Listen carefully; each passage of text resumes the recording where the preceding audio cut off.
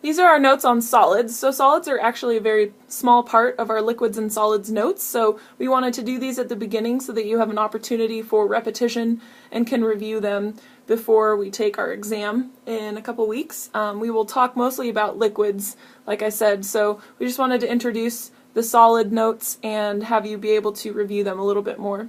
So solids can be divided into two categories, amorphous and crystalline.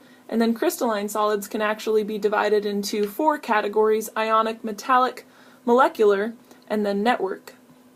And so amorphous solids are particles that have no orderly structure. The intermolecular forces vary in strength throughout the structure. And again, like I said in the intro notes, we will talk more about intermolecular forces and their ability to cause kind of the state of matter, if you will.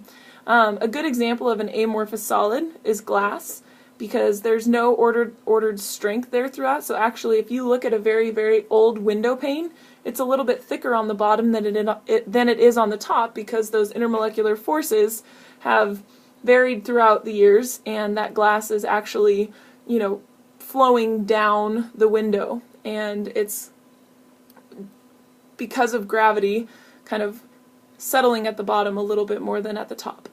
Crystalline solids are atoms, ions, or molecules ordered in well-defined arrangements, so these cause crystals to have a regular shape. So examples would be any of our salts, so sodium chloride is a good example, ice, diamonds, and pretty much all metals, or not pretty much, all metals are crystalline solids.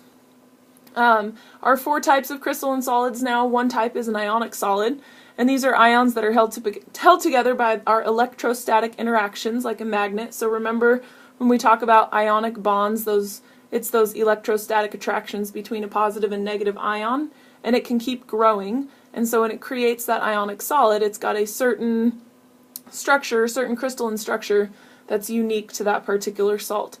The bond strength decreases with ion size and increases with ion charge.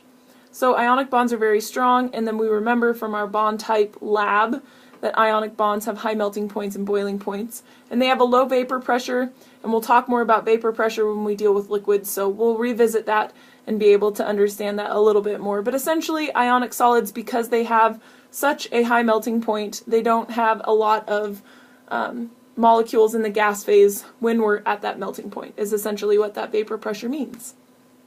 Metallic solids, so another type of crystalline solid. Metallic solids are atoms present in metals, so hydrogen at a very low temperature is included in that.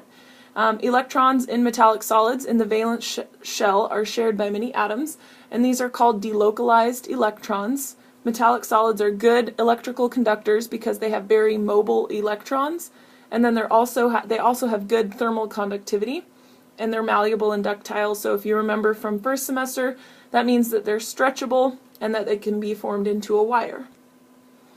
Crystalline solids, another type, is a molecular solid. So remember, molecular means covalent, so please write that down. Molecular means covalent, so a molecular solid is a covalent solid.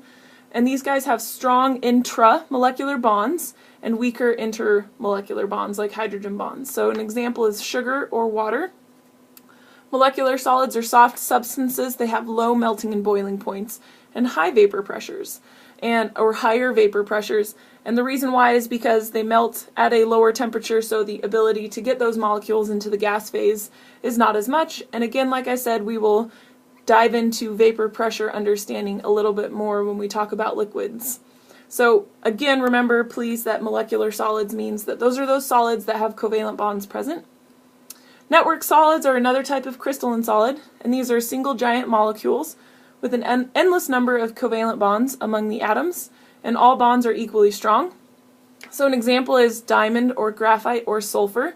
These can be very hard. They tend towards high melting and boiling, and they have low vapor pressure. So network solids, bonds are all equally strong, unlike in a ionic solid where the bonds might vary based on size and ion strength. So in summary, and you have this, so this just kind of sums up all of those crystalline solids there. Just go ahead and look at the differences between the four types of crystalline solids and review. So please ask one or two questions on the slides that we just took for repetition opportunities, so test-like questions, and come ready with those to class so that we can have an opportunity to study. And if you need help with those questions, come and ask that as well. You can do a drawing, you can write a keyword off to the side, or you can ask a test-like question to help you with your studying later on. All right, thanks.